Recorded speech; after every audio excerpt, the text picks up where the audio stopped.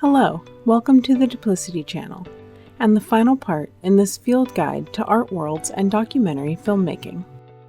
Today I will be discussing collecting, interpreting, and exhibiting documentary films.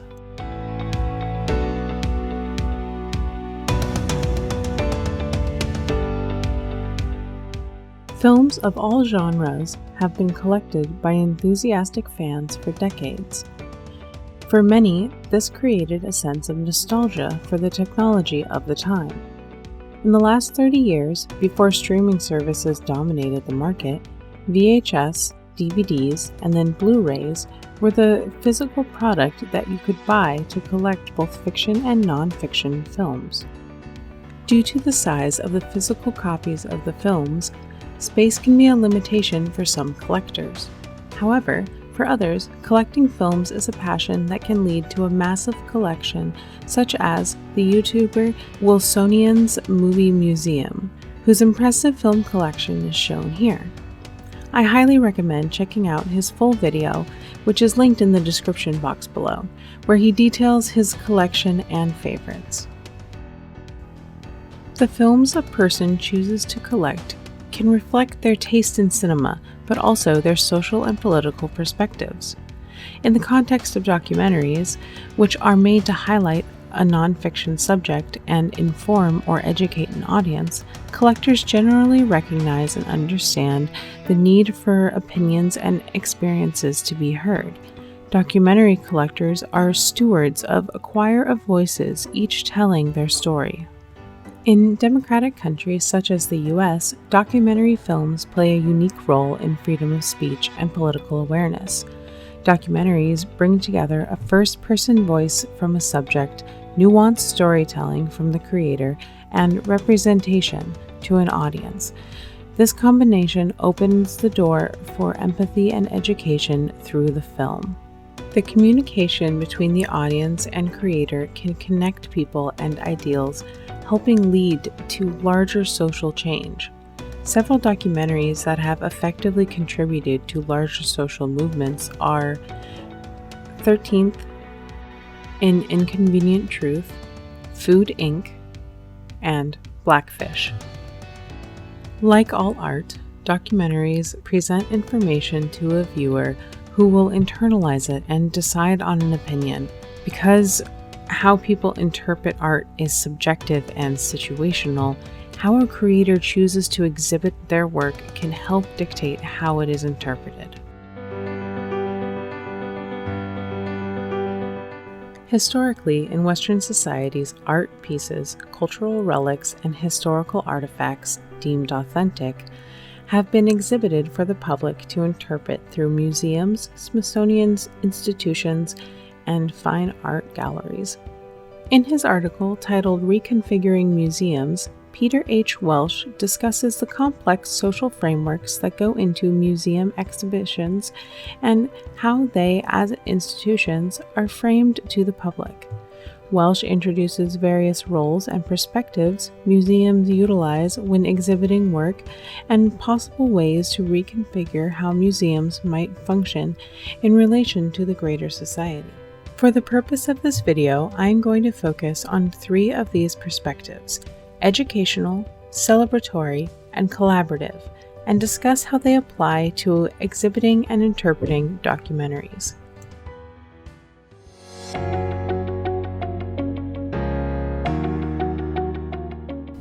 Museums have typically taken on an educational role, seeking to preserve historically or culturally relevant items and information and educate viewers. This education is designed to elicit wonder and intrigue through visual presentation and informational context. According to Welsh, almost from the beginning, museums have been expected to provide the possibility of inspiration and enlightenment through direct experience of genius. This concept parallels and in some cases even intertwines with interpreting documentary films. Due to the non-fiction nature of documentaries, filmmakers attempt to connect their audience to a subject intellectually and emotionally while educating them about the topic at hand. Many museums have embraced film as an educational medium and show documentary films in specially designed theaters of various sizes. Some examples of this would be the Omnimax and IMAX theaters at institutions like the Museum of Science and Industry in Chicago and the Science Museum of Minnesota. Recently, museums have been working with filmmakers to create interactive exhibitions that involve multimedia documentary filmmaking and storytelling technology. An example of this is filmmaker Maggie Burnett-Stogner of Blue River Films, who, in joint partnership with Lucasfilms, National Geographic, X3 Productions, Penn Museum, and Laval University, produced 4 short documentaries that were integrated into the traveling exhibition Indiana Jones and the Adventure of Archaeology. This exhibition debuted at the Montreal Science Center in 2011 and traveled to different museums for several years throughout Europe and Asia. Though educational purposes will always be relevant to nonfiction topics, some creators and institutions wish to not only learn about people's stories but celebrate them. To celebrate something evokes joyous acknowledgement of that existence. Most people's first experience with celebration are birthdays, the tradition of celebrating someone's experience.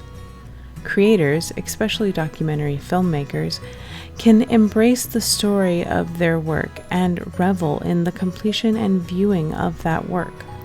Welsh brings this concept into an institutional context in his article, stating, "With objects, museums construct messages that celebrate preservation, discovery, or diversity, and, by association, that celebrate the institution itself." In documentary filmmaking, this celebration is of both the subject's story and the creator's style and voice. Different directors have different ways of depicting the celebratory nature, and some examples are Fantastic Fungi, Disney Nature's Wings of Life, March of the Penguins, and Knock Down the House. These documentaries celebrate their subjects, enrich their narratives, and collaborate to achieve the desired message and connection to the audience. Filmmaking, in a general sense, is a very collaborative art form due to the multi-sensory nature and complex artistic components. And though solo production is possible, a creative team with personal specialties and experience with new technology is more common and ideal, especially in documentary filmmaking and other non-fiction film presentations. We see this concept of collaboration in other interpretive environments, as Welsh details in his discussion of how museums can be collaborative. Museum professionals rely on the subjective nature of narrative to present information in their exhibits. Information that is less likely to be contested because it uses the actual words and even voices of the exhibit subjects. In this way, curators can avoid the politically charged area of representation by letting the exhibit subjects speak for themselves. The museum acts as a collaborator by providing a venue. Much like how museums can act as a venue for collaboration, film can serve as a translation device between the director and their audience. In addition, there are always innovative creators integrating new types of technologies and styles to create one-of-a-kind multimedia productions, such as the sci-fi nature docufiction Alien Worlds, created and distributed by Netflix. This ever-expanding art world of documentary filmmaking will continue to open doors of communication for new and aspiring directors.